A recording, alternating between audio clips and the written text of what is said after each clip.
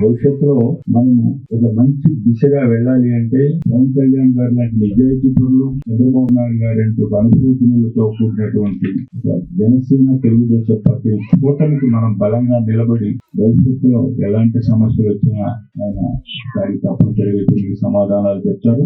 అభివృద్ధి అనే దానికి పూర్తిగా చూసి మద్యంతో వ్యాపారం చేస్తున్నటువంటి వైసీపీ ప్రభుత్వం నుంచి మనం బయటికి రావాలి.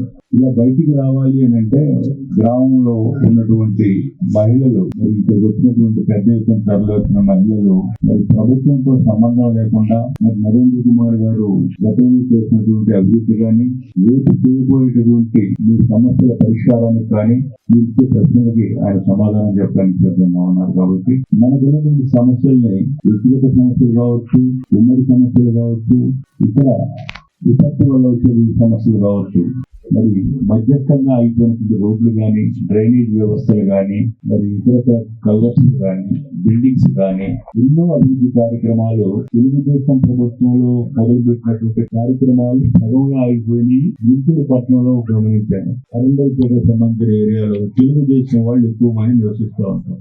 ఆ రోడ్డు మాత్రం వదిలేసి అటుపక్క ఇటుపక్క రోడ్డు వేసారు. వాళ్ళు శాపం, తెలుగుదేశానికి ఓటేశారు, జనసేన ఉన్నారనేది వాళ్ళ శాపం అన్నమాట.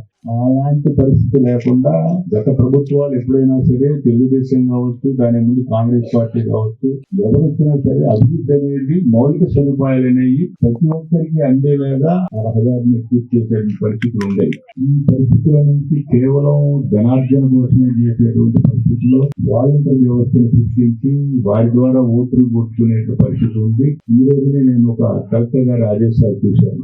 వాలంటీర్ అనే ఒక గవర్నమెంట్ ఉద్యోగి, ఆ ఉద్యోగి కనుక ఓటు ప్రలోభాలు పెడుతూ మన ప్రజల దగ్గరకు వచ్చి ఓట్లు అడిగే పరిస్థితి కానీ, వైసీపీకి పనిచేసే పరిస్థితి కానీ ఉంటే తప్పనిసరిగా ఇక్కడ వాళ్ళు ఫోటోలు తీసి కలెక్టరేట్ పంపించే అవకాశం కూడా మనకు ఉంది. దీన్ని గుర్తించండి.